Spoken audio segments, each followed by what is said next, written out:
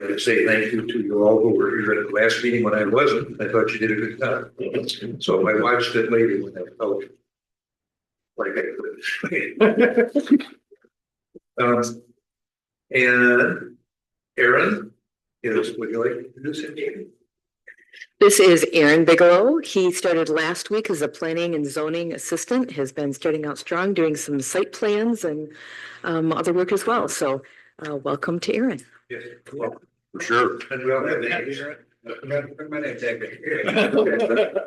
You also need to put the batteries in your microphone or you're silent. That's a DIY operation. You have to pick it up and.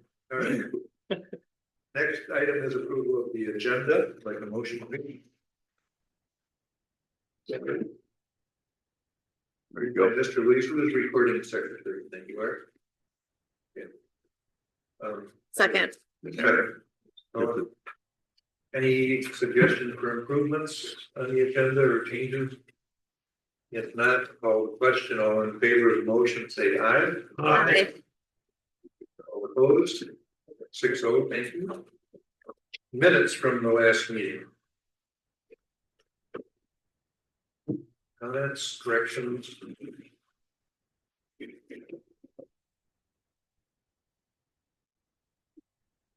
You're not the only one. Oh, there you go.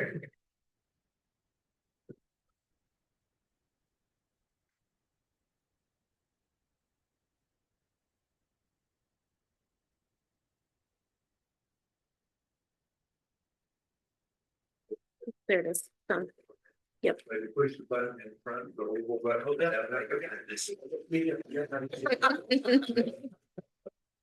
Oh, okay, any comments on the minutes? If none, then I'd like a motion to approve. Motion to approve. Second by Mr. Glenn. Any further comments? I have none. But I'm the least reading expert on it because I wasn't. All right. I'll call the question. All in favor of approving the minutes as written, say aye. Aye. Opposed? So thank you. Next item on the agenda is public comment. This is a time for anybody from the public to comment to the Planning Commission on any subject that's relevant to the Planning Commission. So if you come up, there should be a sign-in paper. We would like your name and address, and then you're free to comment for about as long as you want, 3 minutes-ish. That'd be great. Does anybody have anything to say? Please state your name for the record. Sure. Steve Spoolhoff, Thank you. 16982 Shore Oaks, East Lane. It's not on the agenda tonight, but I just want to say thank you to the Planning Commission. In my hand is an excellent document that sits on my desk. I appreciate this being the plan that we go forward with in the township. One suggestion I would take off is the update. I think this is the plan.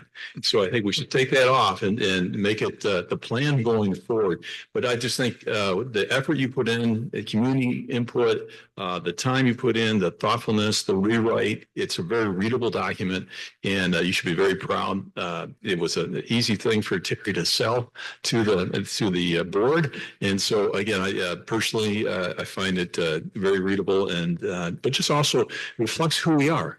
And as we go into a new season with a new board, with a new some new exciting things happening around us, even on this site, this gives us a guideline also to use broadly throughout our township. So thank you very much. Thank you. Anybody else want to comment? If not, I'll close the public comment period. Oh. Well, one popped up. Might want to pull the mic down. Maybe. Down here. Perfect. Thanks. My name is Karina Sapsakos. I have Reservoir at 2155 Ottawa Beach Road, formerly Playa. We are coming today to ask for accountability when it comes to timeframes. So we entered our documents and they were received on May 8th for the awning structure at Reservoir. And as of yet, which was about 6 months ago, we are still kind of sitting and waiting. So the things that were asked of us were things that were not asked from my knowledge and from what I can see from anyone else. We sat down and met with Chad, who was the building inspector, and we have been asked for things numerous times, things that should have been asked for at the beginning, and then sat waiting for weeks in between. So we're asked to have a builder pull the permit, and as it comes to find out, it is not necessary for a builder to pull the permit. So now we have an awning that we're still waiting for, and it affects the livelihood of my team. It's not about me.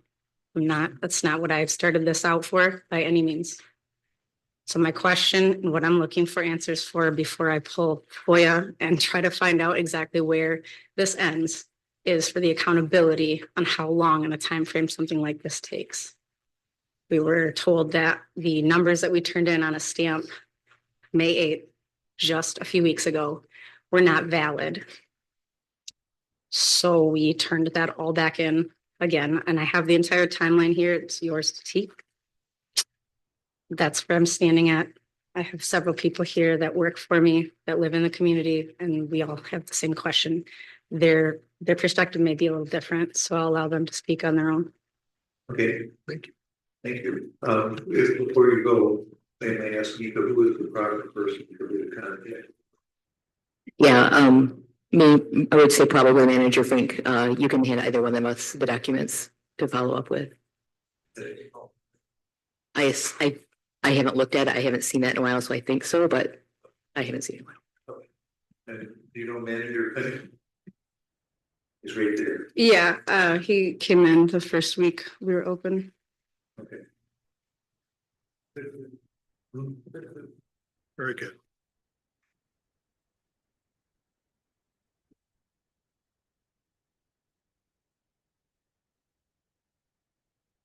Thank you.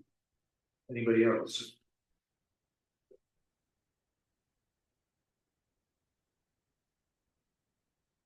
Hello, my name is Samantha Paul, 2760 First Street in Holland. I am one of the managers at Reservoir. I have been there a short period of time, but I can say since I've been there with this building structure issue that we've encountered, it is very hindering to the community and to our employees. We have employees who are worried about how are they going to pay their bills? How are they going to take care of their kids? How are they going to come to work? This awning not being approved is half our seating. We are planning special events to bring the community together, and we are not able to do that without this extra space and without that approval. We have multiple ideas in special events, which one will be happening in November, and now we will have to take away restaurant space in order to bring the community together to just socialize and connect. This should be a top priority for you because I have not known the owners long, but what I know is they want outreach. They want to bring the community together, and this is completely hindering whatever we are trying to do. And yet we need employees and our good employees to stay. There's a problem in the workforce, and we want our good employees to stay and feel confident that stick with us, stick with us. How long do we have to tell them that? They should be able to afford their daycare, afford groceries, afford everything they need. But this has been a problem and it needs to be addressed, and it really should be a priority. It is for us, and I hope it is for you, for the community. Thank you. Thanks.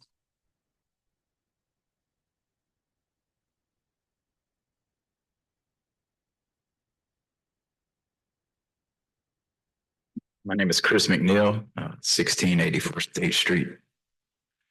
Been in Holland for about 15 years. We love it here. Love it on the north side. I'm also a manager at the Reservoir, place that I hold dear. I enjoy working there. Enjoy working for Karina and Basil. accountability is huge in our world and in cooking and making drinks and taking care of your family, you know, and taking your job seriously with pride. And accountability is something that we would love to hear about on the timeline.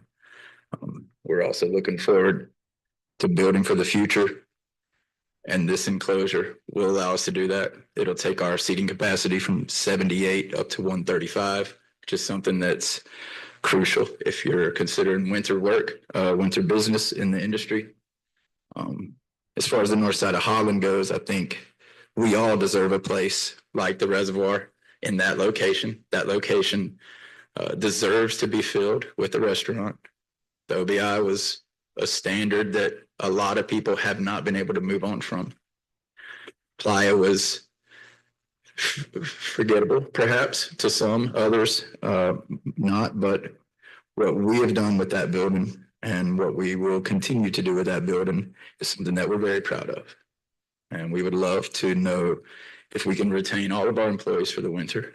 The only way we'll do that is to know for certain, yay or nay, one or the other. So I thank you for your time. Thank you. Yes, I assure you that Mr. Fink will look into it and make it a priority. Thank you, sir. There's a lot more than just good food at the reservoir. We appreciate your time. Thank you very much. Anybody else?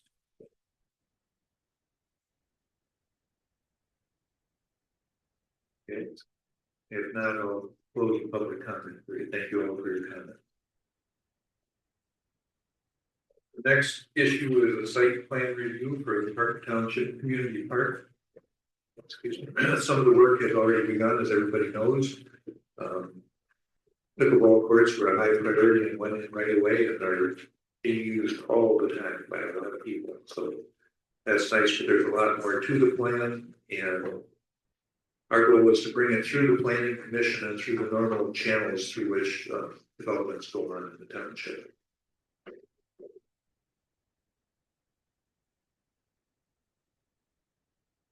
Thank you, Mr. Chair. If you would allow me, may I quickly address the applicant, or not the applicant, but the residents' comments? Yes. Yeah, so just as an FYI, the planning commission as a board, they don't answer questions, so that's why they're not responding. The planning commission as an entity is in charge of zoning and kind of master planning. The building department, which is where I believe you are having some issues, is under the purview of an individual named Chad Warden, which you already know, and I am his direct supervisor. So I will meet with you guys tomorrow. If you would like to just give Julie a call, who's my assistant, and whatever time is available to you, I'll make myself available, and we will. I can't guarantee we will what that timeline is going to be, because I don't know what the issues are. So Chad is responsibility for enforcing the building code. And so it sounds to me like we've got some communication issues and maybe some difference of opinions of what's happening in the building code. But I will get involved, and I will stay involved until it's resolved. And so you will be able to contact me directly and deal with me directly, in addition to dealing with Chad. So that way you have an advocate, but you also have somebody who will help mediate this situation. And I am his direct supervisor. Okay, so thank you for coming, and we'll make this right. We'll do what we can, and we'll make it right. All right. So thank you for your comments. Excuse me, one thing. Did each of you sign in with your name and address? I will go up there. Yeah, we can do it on the side or wherever. And I can be available after the meeting if you want to have a conversation tonight. But if you want to wait until tomorrow, that's fine too. So thank you for allowing me to do that, Mr. Chair. Yeah. In front of you is the site plan for the community park. And let me just get my documents in order. so that I can organize my thoughts. Those of you who know me know that I like to talk a lot. I got a feeling you don't want to hear from me that much. Well, a little bit. We don't need the whole history. Yeah, you don't want to know how time is made. You just want to know what time it is, right? All righty. So, first of all, say, as an entity, has been focused on recreation for its entire history. And that is in the down at the county marina and in the plaza that was designed in that space. And you see those panels there, the parks of Park Township.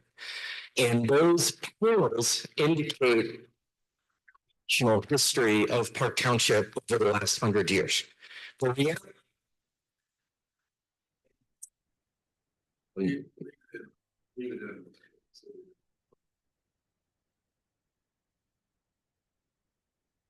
this planning commission, but the boards and subsequent boards have been committed to recreation being a focal point of our community. And this is not something that is unknown and unique to you all. You have seen this and been watching it play itself out.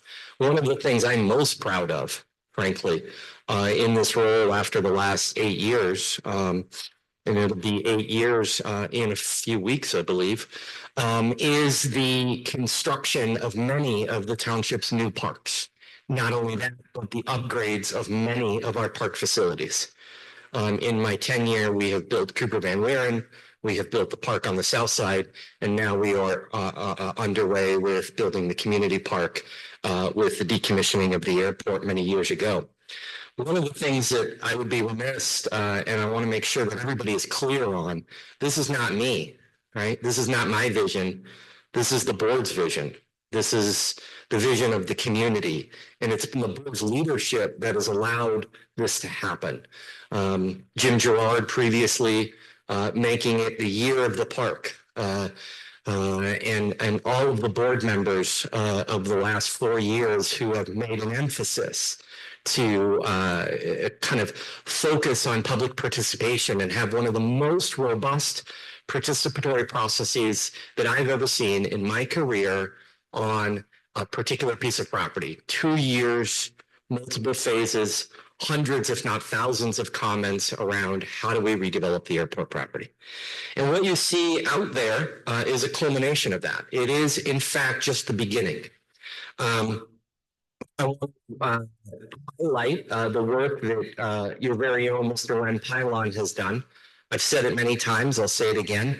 The work that he and Mr. Brian Jones have done on that committee has probably saved the township $75,000.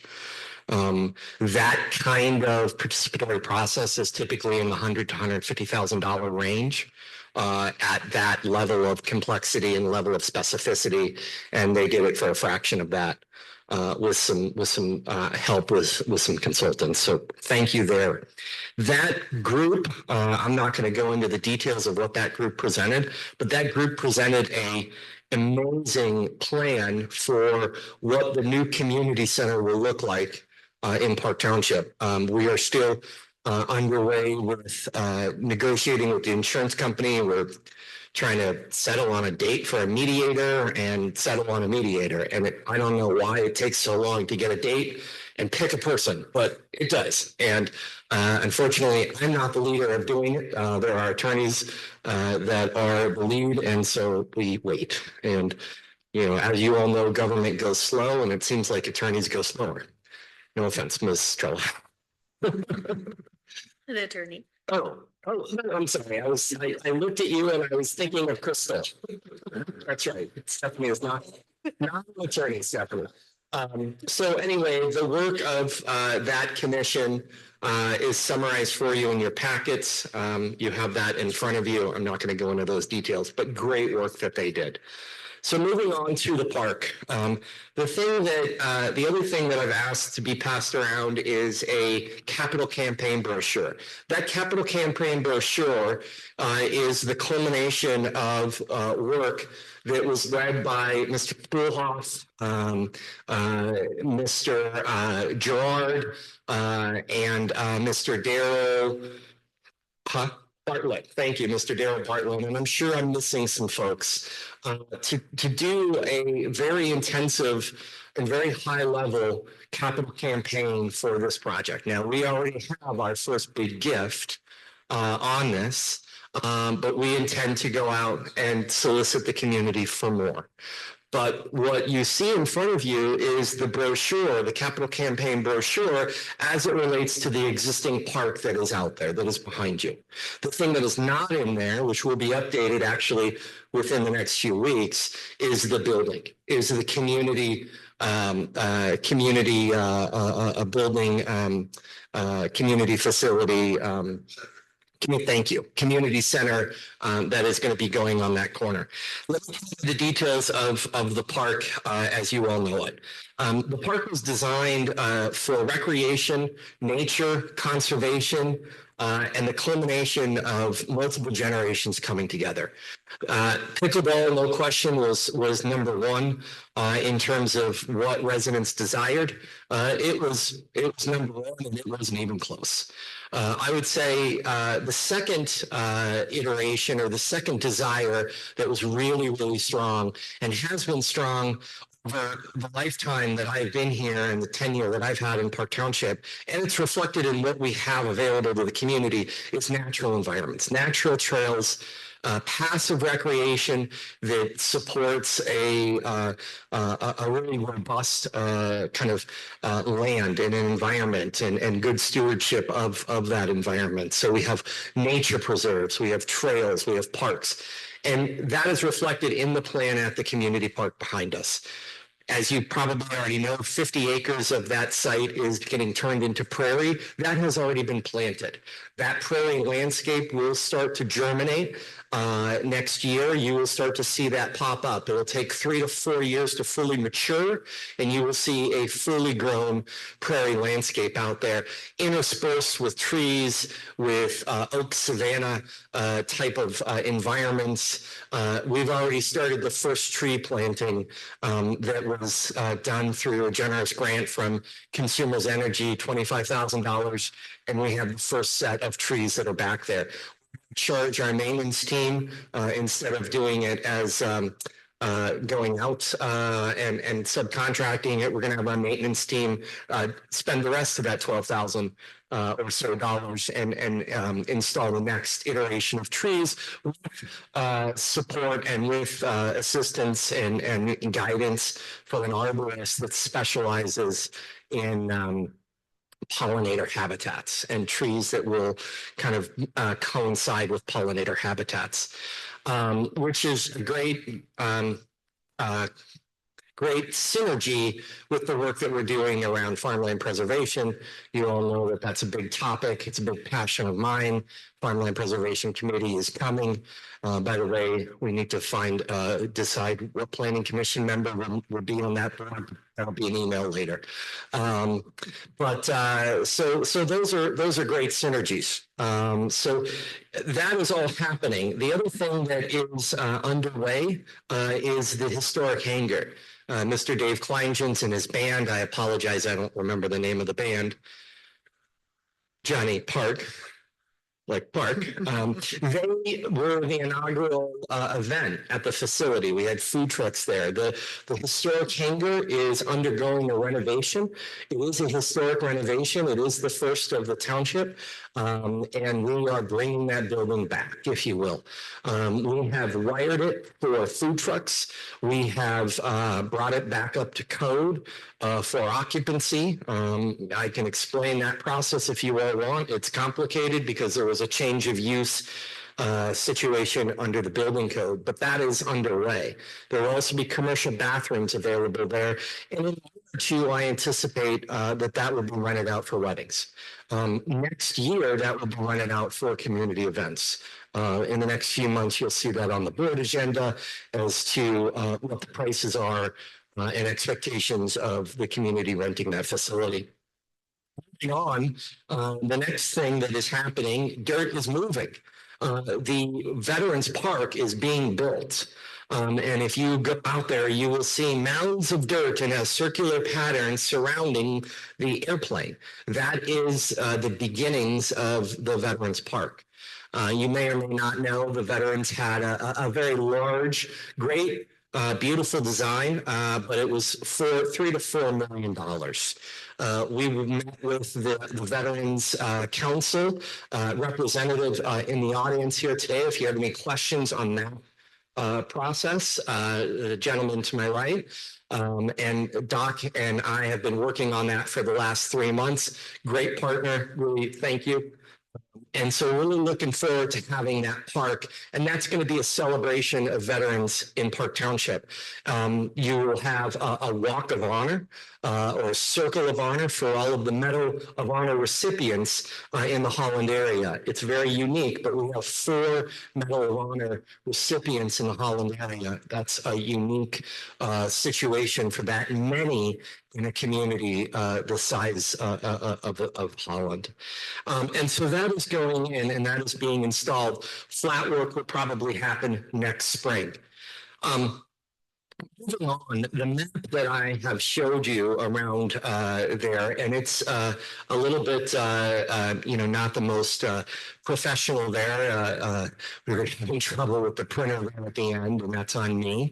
But you see some of the general phasing concepts. One of the things that has happened is the pickleball courts are built. They're installed. The Prairie's built. It's installed. The Veterans Park is happening. That's all phase 1. That's all things that you're seeing out there right now. Additional phases is the work around the community center. And there's no question that that is a big infrastructure project that the township is about to embark on. That's going to be a series of many meetings. It's going to be fundraising. We're going to go after grants. It's also going to be millage based. There's absolutely no question that there will need to be a millage associated with that facility. What's important to know about that facility is it shifts the perspective of the township from being a passive recreation department that has sort of looked at recreation and looked at parks in a passive way. We offer the parks. We sometimes have kind of pass through or marketing opportunities that we do for various rec situations. But now we're looking, if we're going to build that facility, that we need to start identifying our own programming. We need to start thinking about how do we create programming for the residents within that facility. And that is going to require additional staff. It is not just fundamentally building a new community center and the stuff that goes around it, but it is a shift in how we look at Park Township's government from the perspective of parks and recreation. And it's going to be a major shift. It's going to be going from a small township type of operation to more of a active operation that would reflect more like a city in terms of a parks and rec department. In addition to that, there are some other elements that you would consider more of a phase 3 or a phase 4 approach. And those include potentially a new building for the maintenance facility. The maintenance facility of Park Township is probably one of our older facilities and does need to be rebuilt. And the most likely location of such a facility would probably be on this site. And you see that in the bottom left corner, number S there. The other thing is there has been a desire for a road access up to the Cooper Van Wieren parking lot. Those are elements that are on the plan.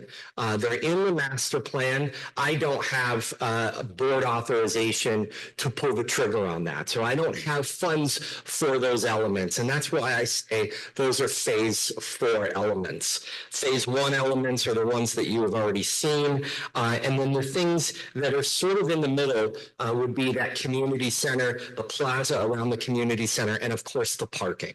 So those are all the good things. Now let me make sure that I touch on some of the things that might have some conversation, and then I would open it up to any questions and dialogue.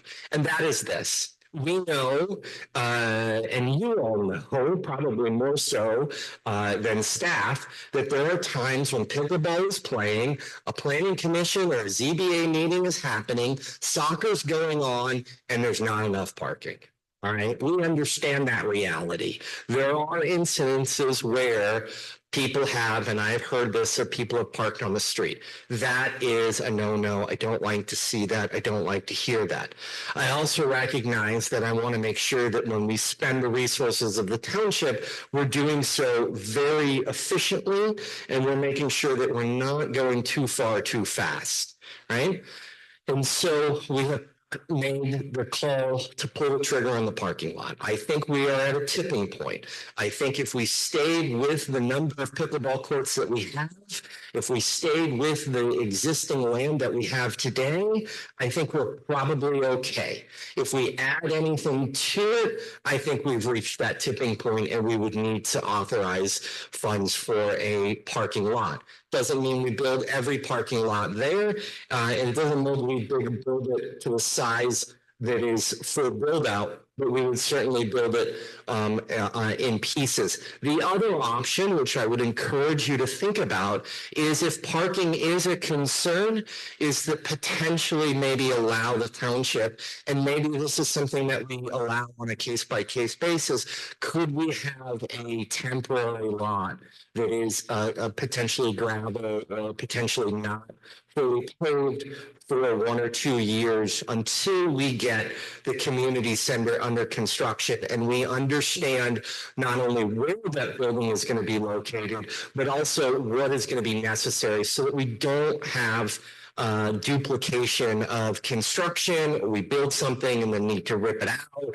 or we realize that there's some unintended consequences of decisions we've made today that we don't understand tomorrow. The same thing is true of bathrooms. I acknowledge that my colleague, and by the way, I'm so thrilled to have Ms. Weiss here with us at the township. I know that there is a concern for bathrooms. There are bathrooms at this facility at the township hall. They are available to anybody at that park after hours. They are available for the pickleball folks after hours. We also will have commercial bathrooms at the historic hangar, and those should be opening up very shortly here. Probably not for this year, but certainly for spring of next year. And then lastly, at the new community center, we will have bathrooms on the outside of those buildings.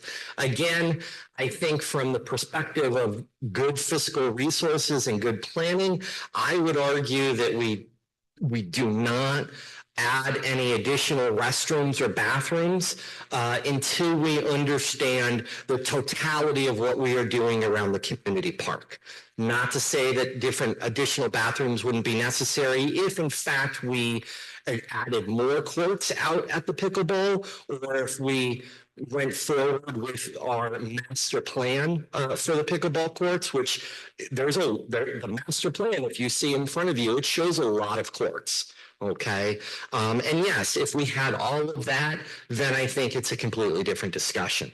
Those are my comments. I tried to be brief, but get through the whole thing. There's a lot of detail that is in there. There's a lot of information that is in front of you. And so with your permission, Mr. Chair, if anybody has any questions, I'm happy to take them.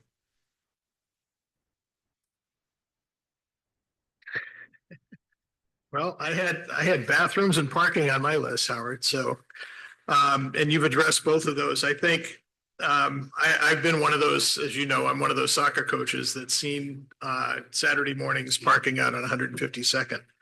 I do think, and I appreciate that. I think it's going to be great to have the bathrooms on the outside of the community center, so those will be available. That's going to be great. We know that that's a future phase and it's going to take some time and a lot of resources, right? And I think having the one on the hangar in the spring is also, you know, going to be great, but that still does leave an awful lot of space between where those are. I also have some concerns around the safety aspect of keeping the township building open after hours to accommodate everybody. So I'm not sure, nobody likes porta johns. We've talked about that before in a number of different cases, but I do think that needs to be considered in terms of how that gets managed in the near term.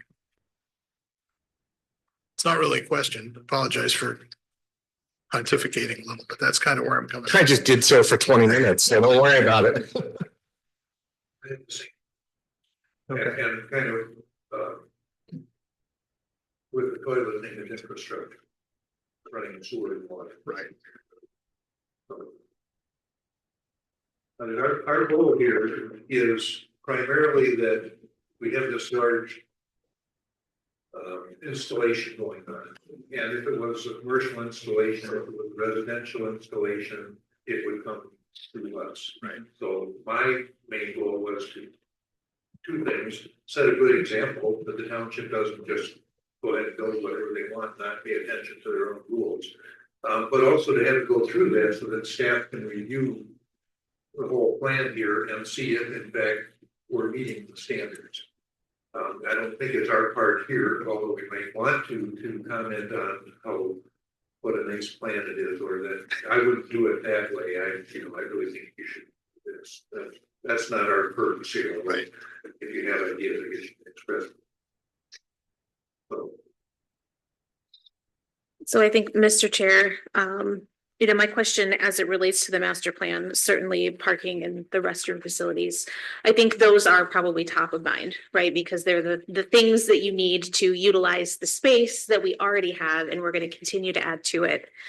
With this being a multi-phase plan, I think Howard, you had alluded to it, that we're not going to be doing all of this at once. And some of these things are contingent upon other things that have yet to be finalized. With our role in reviewing this, if parking and restrooms are top of the concern, where would we draw the line in terms of providing guidance or feedback as it relates to something if we thought there was an interim need to address, rather than, I think as Howard mentioned, right, we don't want to make a decision to do something that would impact the plan, but if we're not having adequate needs met at present, I'm not totally clear on where we're supposed to go with that, with this review today. Yes, we can recommend whatever we want. If I know the procedure's right, we don't get to say no. The board gets final say. I mean, I would think that would be the case. I think typically planning commission does get to kind of make the determination on site plans, but this is a little bit different given that it's a township project. So that's the direction that I would think that you would go. In a sense, more of a recommendation. A strong recommendation, if I may. Yeah. Yeah, I think we can look at it as a PDU coming to us. Yeah. That's not a bad We can give conditions as opposed to volunteering conditions. Yeah.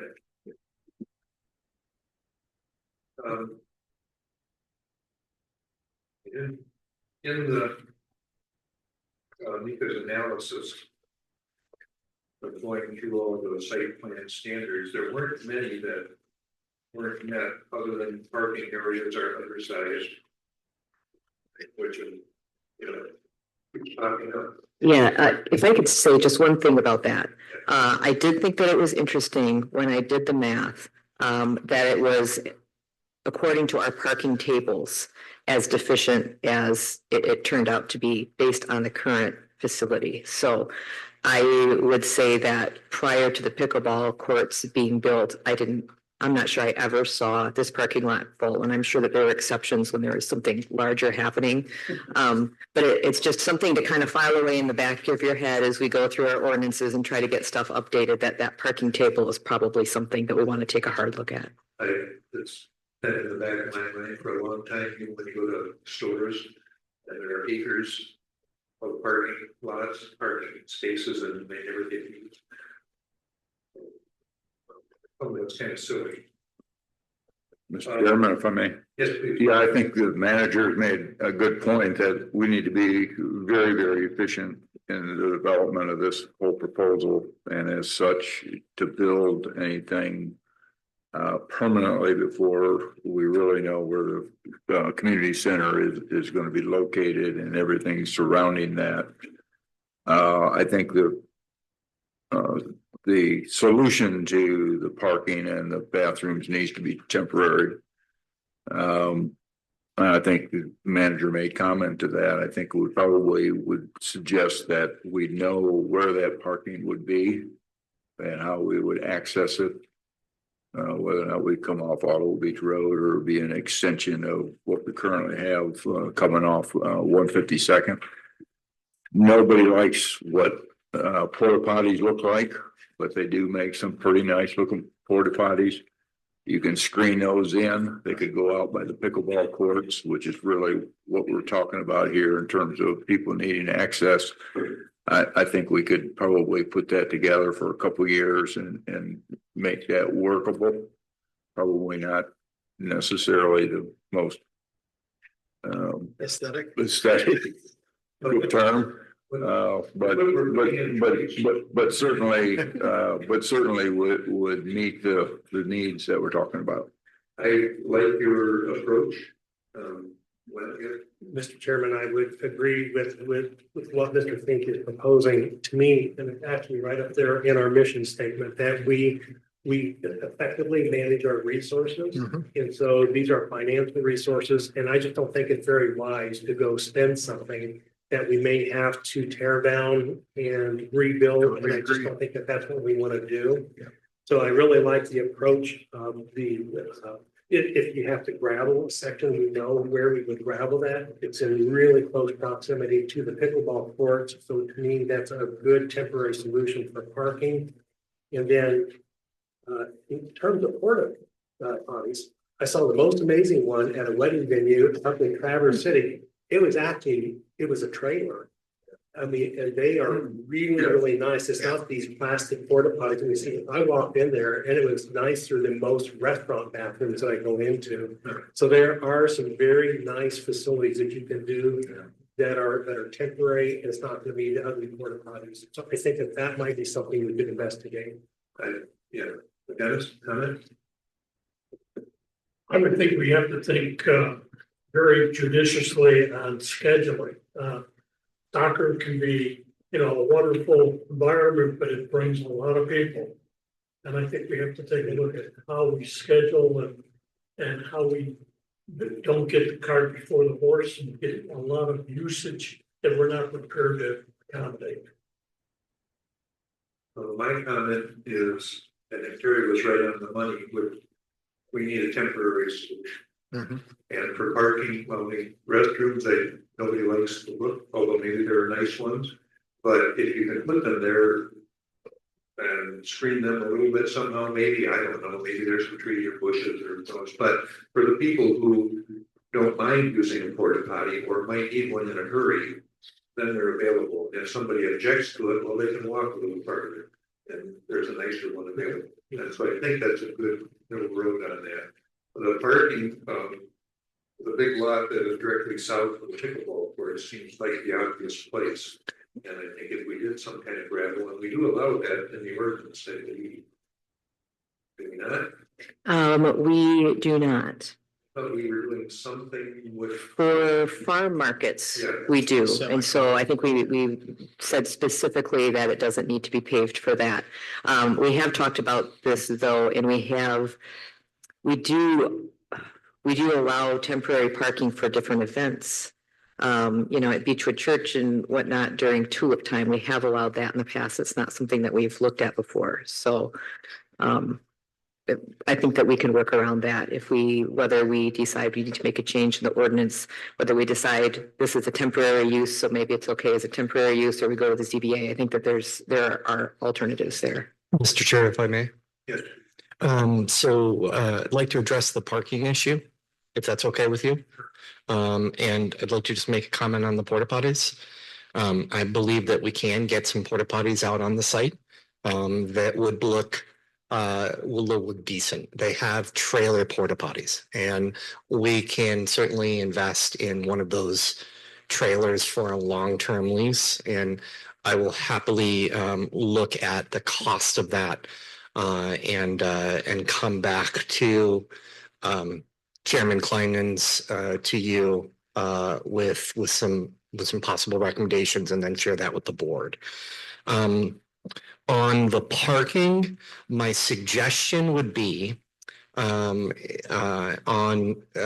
respect to a temporary lot, that prior to us doing that, we move forward. I do have authorization from the board.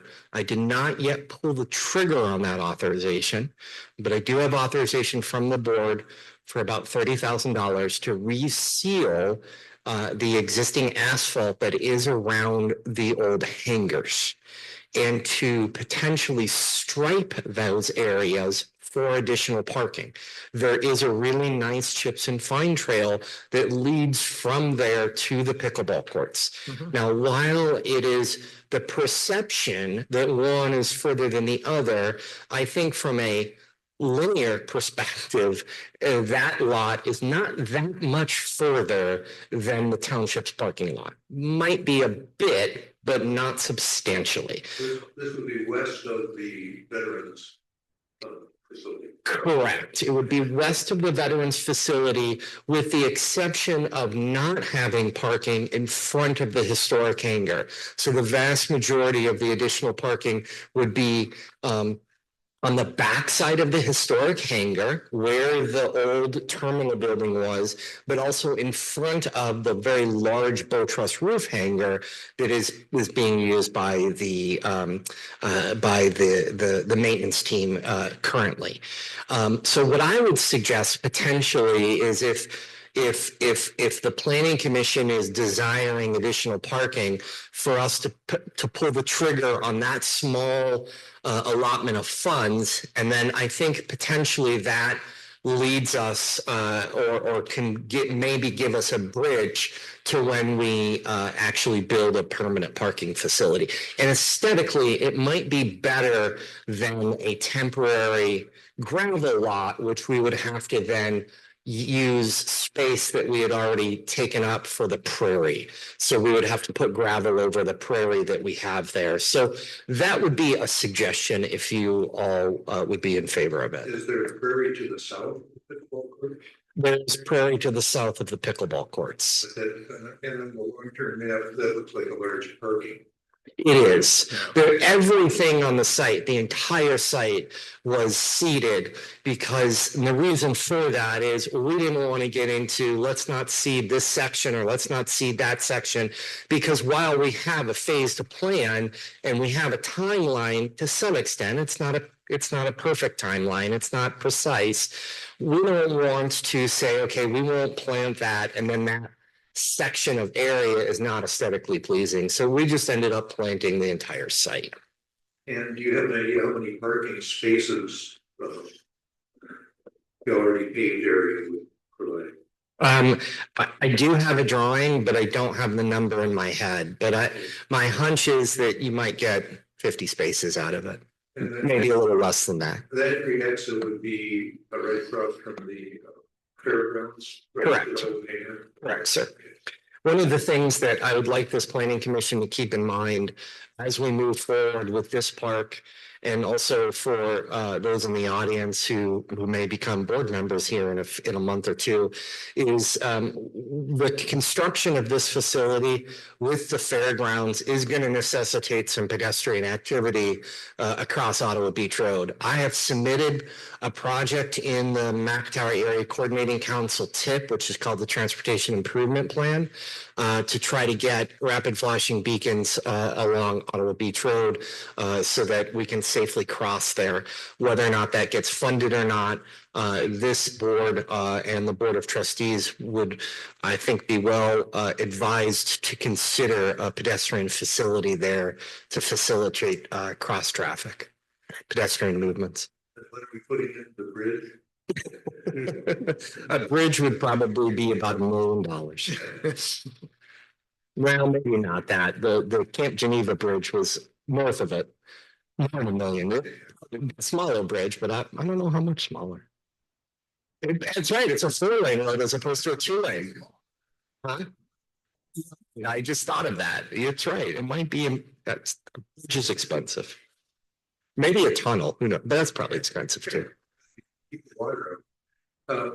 Mika, you have other comments? As I went through your review of the applicable standards, there was not a lot that jumped out.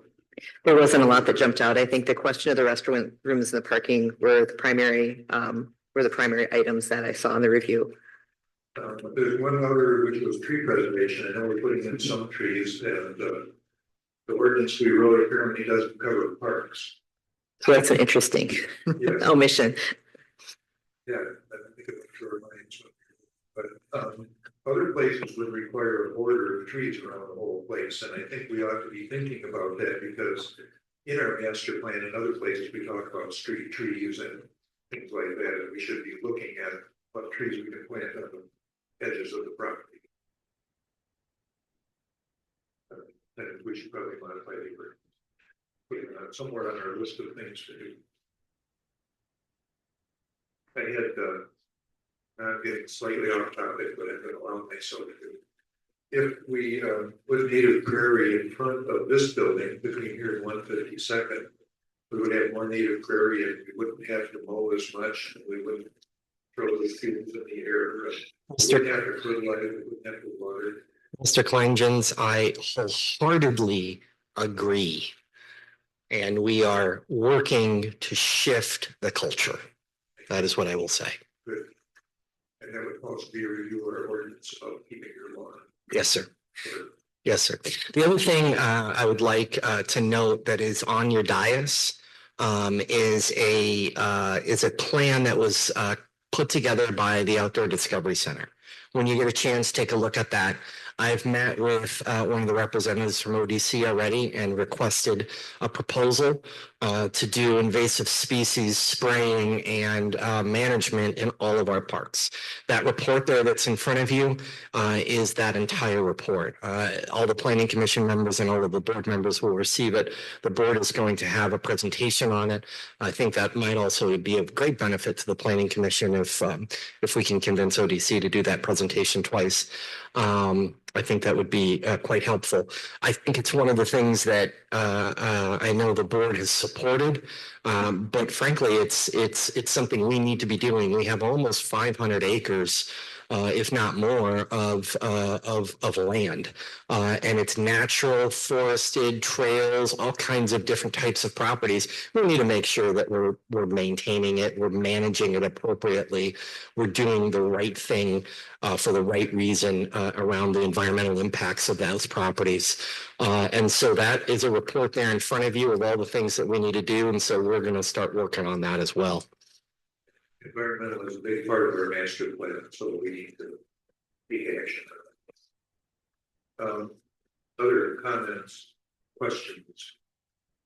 So without a motion, I don't think we need any motion here, but we'll be looking for something on parking and on portable restrooms. Certainly. And if the commission wishes, I can certainly be back in front of you in a month to update you on how that is progressing. I think that's appropriate. I know pickleball will slow down. I don't know about that, actually. Yeah. Climate change is keeping us making the season go a little longer. Many years ago, we were dealing with this thing called COVID. And because of state mandates, we removed the nets for pickleball play. The pickleball community brought their own nets. My hunch is that there will be people playing out there in the winter. So thank you very much for your time. Thank you. Thanks. Yeah. As you can see, it's a multi-year program. And I think the unique thing that you have one of the leaders of the community park building on your board.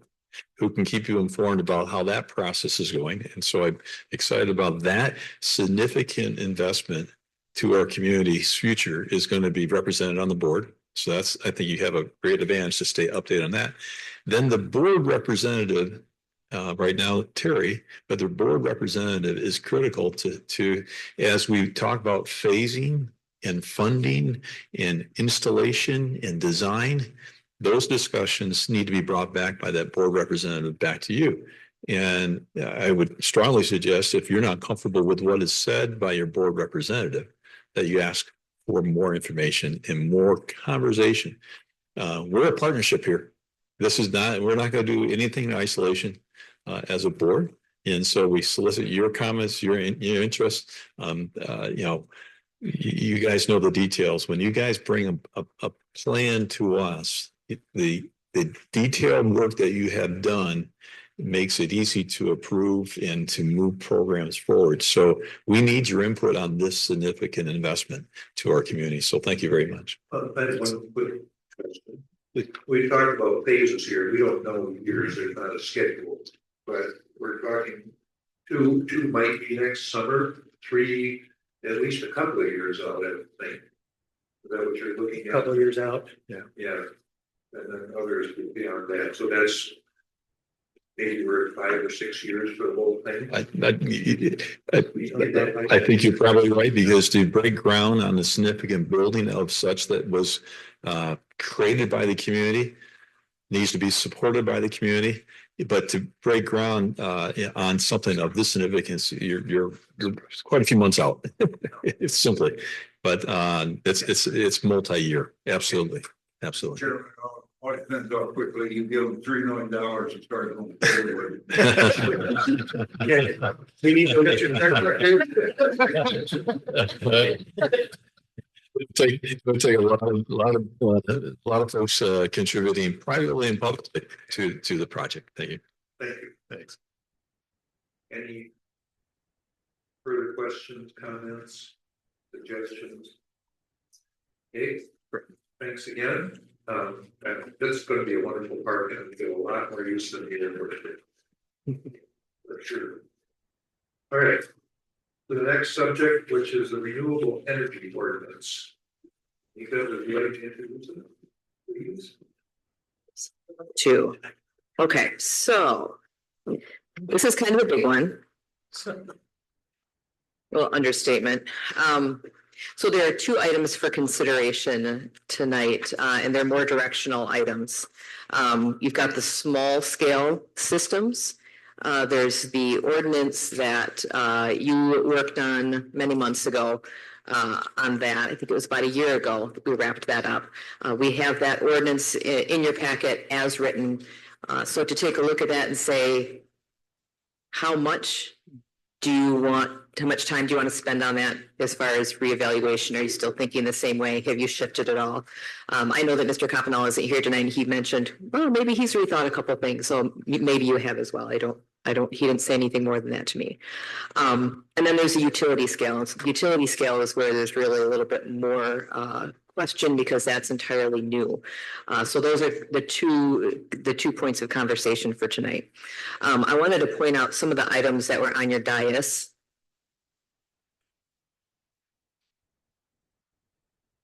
We've got, these are from the training I went to that was run by Eagle a couple of weeks ago. And they prepared some maps for each municipality that was there. And so you'll see on each, it's a 2-sided, there's a solar suitability map, and one has just Park Township.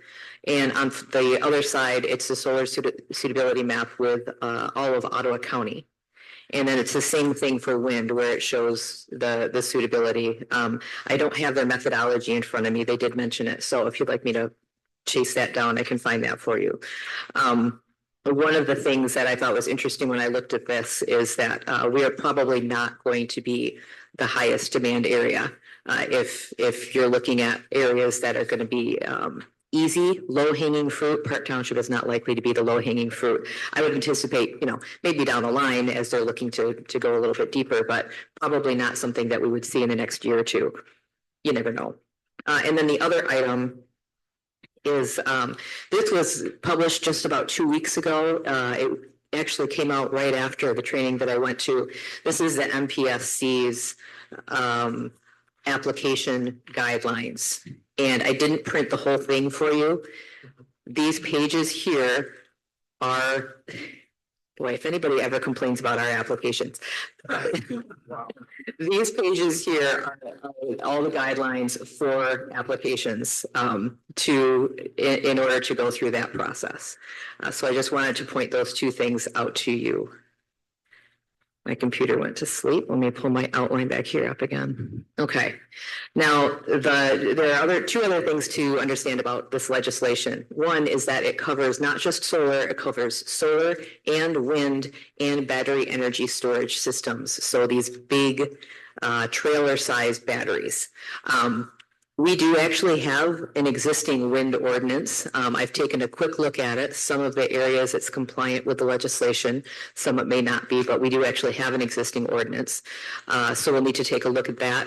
The solar, as we've talked about previously, battery energy storage is entirely new. There are very few installations in Michigan. One of the things that's more interesting or more challenging about battery energy storage is that it doesn't take a lot of space. So that could be good in some ways, but if one of the things that we're looking at in Park Township and saying we're not likely to face the challenge of a huge solar farm because we don't have enough land that's contiguous, and because of the cost of the land, it's possible that on a smaller parcel, there would be some interest in battery energy storage. So that's something that we'll have to look at a little bit more closely. There aren't a whole lot of samples within the state of Michigan yet. There aren't a whole lot of ordinances about that because it's something that's relatively new. So it covers those three things. So what we're looking at in doing this, in whatever direction you decide to go, is we would be deleting the existing wind energy ordinance and combining into a renewable energy systems ordinance that would include the solar and the wind and the battery energy storage. We would keep the small separate, or would that integrate? Yeah, it would integrate. So and then how to do that, I think, is that next part of that next step conversation. So what you want to do with the small, we'll have that in that ordinance. That's, that renewable energy ordinance. And then when it comes to utility scale, then that's that next step conversation as far as what direction to go with that. So can we come back to this map a little bit? Yeah, absolutely. If I may, Mr. Chairman, I'm sorry. Let's get the big picture first. Well, Get into some other stuff. that's fine. That's actually probably a good, if you wanted to go back to the map. And just if I may, we don't know the ordinance yet, but I assume one ordinance would have a solar section, a wind section, a battery section. Yes. And the solar would probably be divided into small and large. Go ahead. Well, I'm looking at the key for looking at this, and it looks like if it's green, it has the possibility, but the black, I'm kind of confused with what my map, it's got all these black things plus the green, so I guess I'm kind of curious as what the black really means. I think the black is a really, really dark green. The most suitable. So so that's the areas that are the more suitable. Okay. That makes sense. Sure. You want to see this? Here, especially, Oh, yeah. No. It's a special investment. Can I make a comment about this particular, the strategy? A month ago, I went to a MTA regional meeting up in Ludington. A lawyer who was very familiar, he's been coaching, Terry and I have been in his presence a number of times over the last 3 years. He basically, and the local communities have lost all control to regulate solar, wind, and battery. The developer, if we have an ordinance, and he strongly, we put an ordinance together that it complements what the state requires. The only advantage for us in that situation is that the developer would come to us, work with, and we would actually have a conversation with them. Try to make it more difficult or stringent or difficult. The developer would just go to the state. They'll skip us and they'll put in basically what they put in. that our township has is that this, in the solar, the minimum size that some of these solar things happen is that there's got to be over 500 acres of continuous property, sheet property. And if you go on through the middle of the state, there's a huge installation that is south of Lansing, and it's hundreds of acres. It's obnoxious looking, but it's in the middle of nowhere.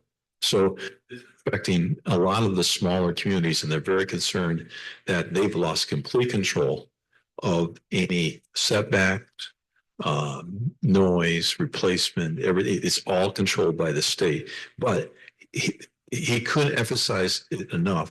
Every township has an ordinance in place such that if it comes down to, somewhere in the future, the developer gets down to, he can put a 200-acre site together, have them come to us so we can have a conversation and work with them. But this is a pretty ship of sail. We have no control, but we can control on the residential side. And we should have an ordinance on that, and we do. We should be. They're not controlling that. They're controlling all the commercial things. So that happened by our democratically controlled House and Senate and the governor. They passed it without much conversation with the local governments, and so the MTA has tried to roll it back. The Michigan Township Association has tried to fight it, but the decision was made. So now we're Terry, you've been in the same meetings. Yeah, and I was at the land bank conference here a couple of weeks ago, and they were there also from the land bank, the whole thing. I think there is a major suit against the state that what they did was unlawful and unconstitutional. I think there's probably a pretty good case to be had for that. Whether or not that proceeds and whether or not the judges help us out there will be fun to watch. So I think just to make sure everybody's clear, there's a large or commercial, whatever size ones, the state controls that. We could write our own, and then that we would put things like screening and setbacks and that kind of thing. So I would think the technical stuff would be basically covered by the state, but we would cover how it fits in the community. So let me back up just a little bit, and so we can kind of back into that. So what Steve was referring to, the state, is that when they passed this legislation, they preempted local control. So as I think we've talked about here before, we have the power and authority that's been given to us by the state, but what the state gives, the state can take away. And so they've decided that the locals are not going to have zoning authority over this. There are four options, four roads that we could go down. And one of them is the state route, the MPSC. So just say you are going to fill out all of this paperwork and provide all of those site plans and all this kind of stuff. You're going to go the state route, and that's always there. It was referred to in my training, though, and I thought this was interesting, as a break glass in case of emergency route. The idea being that no developer actually wants to go through something when the application requirements are 60 pages long. And so if they can find another route, then they would go that way. So the MPSC is not requiring, the legislation doesn't require solar developers to go through the state, but it's there as an option. So it's basically saying you can put it anywhere and it doesn't get harder than this. So we don't have the ability to limit like by zoning district or things like that, or we don't think that we do at this point. One of the things, like as Terry referred to, potential lawsuits. They kept referring in the training to, and this will be tested, and tested is kind of the code word for somebody is going to get involved in a lawsuit about this. So I'm looking forward to watching what someone else does in the lawsuit to figure some of that stuff out. So you've got going through the MPSC, that's one option. You've got something called a CREO. We were recommended not to do this. A CREO is basically makes it even easier than the MPSC. If you're a local who really, CREO is compatible renewable energy ordinance. So you're basically saying, we're not going to ask you for anything harder than the state asks you for. And you can pass that, and that's kind of the easiest way. So if you're a locality that really wants to see solar development come to your municipality, then it sounds like that's probably the way that you could go. There's a little bit of a danger in that, if you say you have a CREO and it turns out that you don't, there are some penalties involved in that. So we were kind of cautioned away from going that direction. Quick question is, somebody wanted to install a large installation, they're required to go to the state. They just can't come in and say, hey, you don't have an ordinance, so we can do whatever we want. Right, so they can either go through the local or they can go through the state. They can't say you don't have an ordinance, so we can do whatever we want.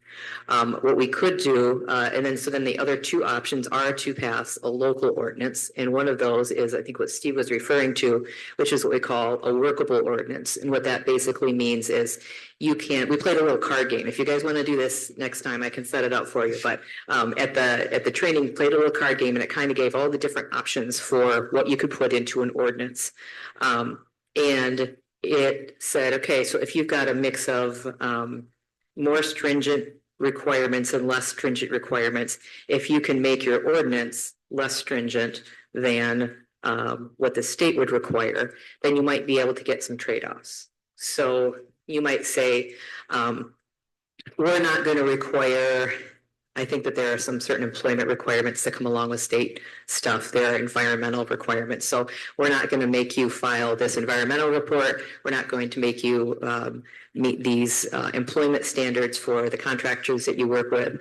But in exchange, we're going to ask for additional buffers or additional something like that.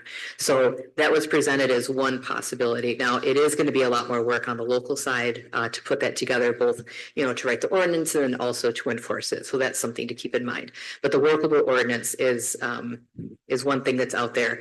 And then the other option is what they're calling an unworkable ordinance, which is kind of, you say, we're going to take a stand and we're going to ask for what we really want. And functionally, that means that you're going the MPSC route, because the developer will come in and say, this is actually harder. So when we talk about workable ordinance, it's there's not a really clear delineation of what exactly is a workable ordinance. That's kind of in conversation with you and with the developer and what makes sense. So if you go that route, you should also be prepared to have those conversations with potential solar farm developers and to potentially change your ordinance if you're going to do that process with developers.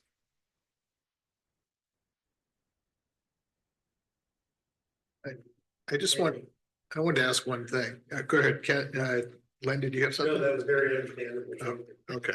I'll try not to make it more confusing. I was just noting on the four permitting pathways that it shows both the workable and the unworkable as being potentially incompatible. Where even if we have a workable ordinance, the developer could still choose to reach out to the MPSC. Yes. And so that's where, I don't know, it's a little bit of a game of darts when you say what's a workable ordinance. You're kind of setting up what's your best guess for what a developer will choose to work with rather than going through the MPSC process. Well, I would think time and money have an awful lot to do with it. Yes. From a state. Those are probably the top two things I would say too. Yeah. Not being a developer, but understanding the levers. Comment question. This is all relating to the large scale. Right. And in our previous discussion then tonight, you said the large scale is unlikely. We probably don't want them in our township. It's probably also an inappropriate place for them because of the expense of the land and the lack of large tracts of land. And not my son. Yeah, someone should be here for sure. And if we stayed with the MPSC route, we would be, this is my comment, discouraging large scale also, rather than writing them. So my thought is that let's get the small scale one done. Let's update the wind. And I have a question on the battery. And not worry about the large scale one at this point. and maybe wait a while and see what shakes out of some lawsuits. And I don't think that puts us in danger. That's the best, but I was just gonna comment on the suitability maps look pretty much identical. Yeah. that means it's farmland. It looks just like what we reconfirmed is Right, future ag use. yeah, exactly. Yeah. It happened to open Yeah, the go ahead. FPSC up and 6.3.9 is farmland protection, and they have to explain what they're using it for and how much and what percentage of the farmland the municipality and all kind of stuff. So there is some in the FPSC. I guess the only thing I've thought about as I was looking at this, because I think when we Commissioner Coffenall and I had an opportunity to, along with Mika, to attend the Michigan planning session, which was a couple of weeks ago in Grand Rapids, and we both sat in on the solar session, which was very interesting. And I heard that the requirements of 50 megawatts for large scale, it was 300 to 500, but 500 seemed to be the metric. What makes me think about this, and is that's today's technology. That's today's capture technology. I just retired from the technology industry, and I know that things move fast. So it could be that, inside of 5 years, it only takes 100 acres to be able to do that, or 150. When we think about that in the context of farmland preservation, is that something we should be thinking about in terms of how we create this? Because solar could be a new crop. So It's certainly something to keep. maybe not today, but yeah, right. But maybe there's a year down or 2 years down the road. We address that. I mean, it's certainly something to keep an eye on, is how much that technology progresses. Yeah, I've shared, Mr. Chairman, I've shared this before, that basically solar panels today are only like 35% efficient. But there's new technology going on that's going to double that in a very short amount of time, and probably a little longer time, they could even increase that significantly more, which will do exactly what Tom's saying, is going to reduce the footprint that's needed to get the same amount of energy out of the newer technology by land volume, if you would. So we're looking, I think, maybe 2 to 3 years. So I think we got to be prepared to address it. I'm not sure I disagree with your thoughts about postponing, because we got a lot on the platter already, and whether or not that needs to be a priority to us at this moment is a good observation by you. Thank you. If I were to focus on when I looked at wind faster, because it looks like 50 acres is a doable amount of land, and so that's, I think we ought to attack the wind before we attack the large scale solar. Yeah, and I haven't gone as deep on the wind either. Spent a lot more time on the solar. There are 2 different ways to measure wind. Wind is really interesting because you've got, the turbine only takes up that base, doesn't take up a whole lot of space. You can still continue to farm around it. But there are different ways to measure the acreage that it requires. Are you just measuring, like the base, or measuring the fall zone, or measuring the entirety of the field that it's on? So there are a few different ways to measure that. And I have a question. I don't know if you have the answer. Battery storage. The quick assumption is it works with wind or solar. Mm-hmm. Is there any thought of taking energy off the grid during like nighttime hours or whatever? That energy off the grid and storing it without any solar or wind involved? Not that I've heard, but I can't say no to that. Yeah. I don't know. Because if we're controlling wind and solar, and battery is only attached to them, when we kind of work that in. I think there's some other way. Yeah, yeah, I mean, I know the battery is intended to smooth out that, daytime, nighttime, sunny, cloudy stuff, but It's always been a problem. yes, renewables. Good observation. Yeah. It seems like that'd be the first thing we start doing. Okay, so. If I may, I think what we should address is the solar ordinance small scale that we already wrote and see if that is appropriate to recommend for accept approval. Um, That'd be one thing to get done, yes. So I would say with the solar, with a small scale one, well, I have two questions. I'll ask this one first. With a small scale one, I think we probably want to do that all together as the full renewable energy thing as opposed to just doing the small one right now. If we can do the whole thing in a couple of months, would that be how you would want to proceed? So we've got, renewable energy ordinance that includes the solar, the wind, the battery, whatever is underneath the MPSC guidelines as And you're looking at us writing a workable ordinance. no, this is for the ones that are small, the ones that fall underneath that floor. Okay. And then that's my second question. So the first question is, should we do a solar, wind, battery all at once? Yeah, that was kind of what I was thinking is we would roll it all together as renewable energy Is there, ordinance. my question on that is there enough where we would have overlap if we did them separately, or is it just that it's better to look at it? So you're not missing things or you're not overlapping that we have to rewrite, is that? It feels a little cleaner. I think it feels a little bit cleaner. We could come back to the other ones too, if we didn't want to. I'm not against that, I don't think much is going to happen. Right away. But Small scale. okay. Well, yeah, I mean, wind, I don't, is there small scale wind? I don't know if that's a thing anymore. Little friends put up Yeah. a generator in the 1970s. Gonna say, I know I've seen a few windows around, but what else? Yeah. Thoughts on that? I would agree that it makes sense to have a renewable energy ordinance and combine them, and keep them together. And if it takes a little bit more time, we haven't had urgent requests necessarily. I know we've had, inquiries here and there, so it's something that we should definitely continue to work on, but I don't think it's something we have to move to the top of the list if we can still incorporate it into, what we've got coming up, but combine them. I also want to be aware of this time. If it's more efficient to do it as three and it takes a couple of months, I don't think that's good, Rev. I don't want to waste your time. No, I think, we started this, so I think this is a good one to wrap up, kind of it's still relatively fresh in our minds.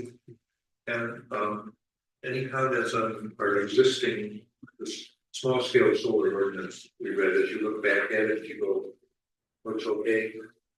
It's still good to me as I reviewed it. Yeah. So, okay, nothing big there. That Okay, but then I don't know if they have a comment, we can find that out. Yeah, that sounds You good. might have made us in North Carolina. Handing out. Helping out. ordinances. Good for him. All right, so that's the small scale. Now, on the large scale, what direction would you like to go with that? Do you want to work on a workable ordinance? Do you want to direct people to the MPSC? Do you want to make a statement? What direction would you like to go?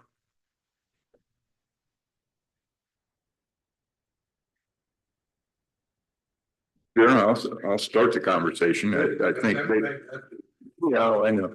I think your idea has some merit to just hold off on it. And then by default, we're going to the state if something should happen between now and then, because we would not have anything in place. I don't think that's all bad. To do it, to think about that, to have our own plan, it's going to take a lot of talent and energy and to draft it and to go through it all. And then if somebody applies, it's going to be a massive effort to go through the application, time, all that. And so I guess I'm kind of looking at this point of let's outsource that for the temporary time being until we get the short term done, get things off our platter a little bit, and then pick it up. And then, like he said, let's see what happens with some of the lawsuits that are going on, because they could change. I like that idea of waiting a bit, and then also, as Tom mentioned, technology is going to change, and what does that look like 2 years down the road? So it may drive us to be a little bit more proactive. But to me, when I see the likelihood of that happening, it seems like a lot of effort right now, and waiting a little bit longer to me makes a lot more sense. We could, I suppose, do something. Our ordinance could say, use the MPSC's method, but put trees around it. Right? It has a little layer, but not a lot. We could try. Right? Well, that would be the major concern here, I believe, would be just visual. Yeah, and I do think that there's some buffering. Yeah, there's something in their guidelines about that. And that's one of the big questions that's come up is how much are they going to ask for? Right. Yeah. So I don't know if that's pretty simple.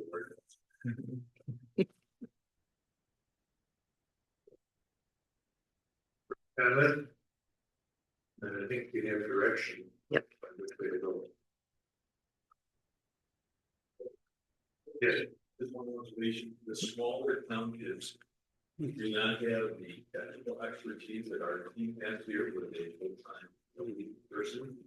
And the strong recommendation that the fee structure for applicants is high enough to contract that whole solar analysis out, so that Harry said, we burden our team. The burden our team, yes, because they don't know the technical aspects of solar.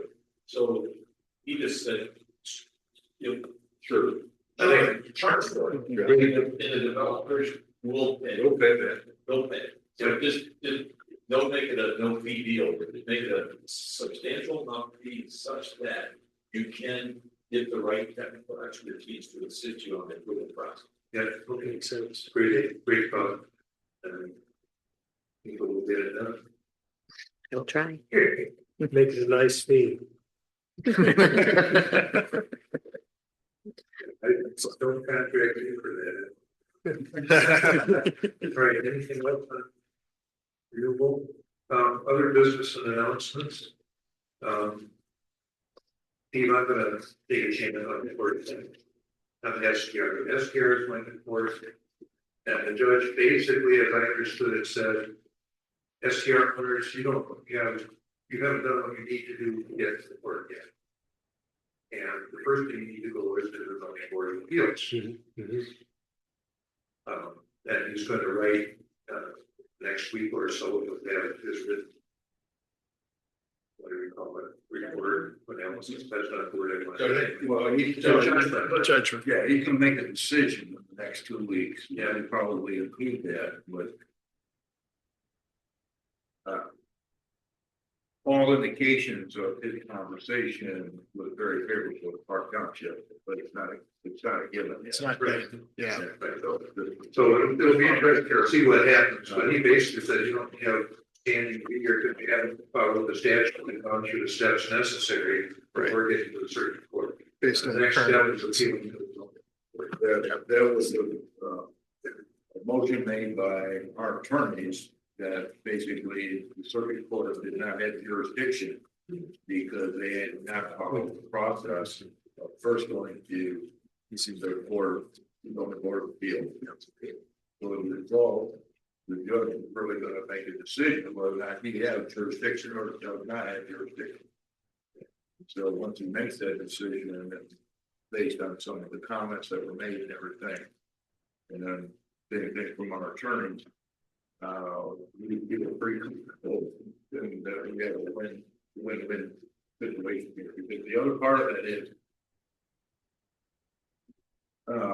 our township neighbors would basically disappear because to appeal to the zoning board of appeal will require it to be done by an individual. Because somebody that wants to run their house as a short-term rental would have to be zoning board of appeal. As an individual, and then whatever that decision would be, we think override the STR issues. And we think we know what the zoning board of appeal would do, Dennis. I think you can rest assured, probably well founded there, so that one case sets the precedence for others that would come in the future. And that seemed to be the perspective he was taking, is he didn't want it to be open to appeal. Yeah, you're right. So Yeah. then that individual could appeal. Yeah, the process is zoning board of appeals, if you don't like their decision, go to the circuit court, if you don't like their decision, you go to the Michigan Court of Appeals. Different subject, something that struck me last week. I know there are differences of opinion, but that piece of property behind Kim that they want to put in a bunch of small houses. So in our master plan, we want to build more houses.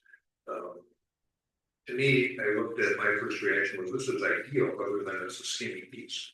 Because it's near commercial, it's near other high residential, et cetera. It's near a corner that is the party store, all that kind of stuff. Regardless of that, people have differences of opinion, but one of the things that struck me is by statute, we have to notify everybody within 300 feet of the parcel. And it's like, okay, that's one constituency. But there are other constituencies, such as all the people who can't afford to buy big houses that would like to buy small houses or rent small houses. And that's a group that we don't address, or parents of people who are trying to help their kids buy a house, or retired people who might want a small house. There are many constituencies, and it's understandable that the people who live next door are most affected directly by this plan. It makes sense to notify them. There's no reasonable way to notify everybody else or even identify what those groups are. Our job is to listen to the people who come and to keep in mind the community as a whole. So we're representing all those other groups that aren't identified. That was my comment. Just to keep that in mind.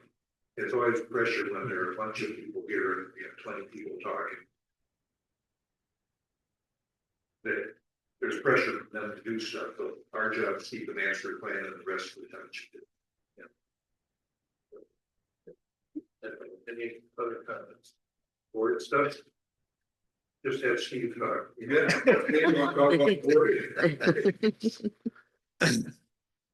I don't have anything else on the board. I don't have my note with me, but for a second time, other than to say that this meeting is my swan song for the last 4 years, actually the last 7 years.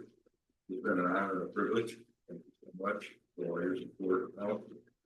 It's been a joy to work with you. I really had a great time being on the planning commission. It's delighted and Gerard asked me to continue to sit on the board as representative from the board. I told him I would do it for 2 years and I do it for the women. Let's see if we want to keep going, but I didn't go back to it. This is where it happened. So thanks so much. It's been great. Thank you. Thank you, Terry. And as chair, go ahead. But I would say as chair, I really like having you here because you do your homework and you care about stuff and you bring ideas and different ideas from other people and you push us. So that's great. Thank you. I appreciate the concept of time. Definitely your contribution and the depth that you go into and the insights that you bring have been really helpful as we go and we make decisions. So I have a great appreciation for what you've done. Thank you.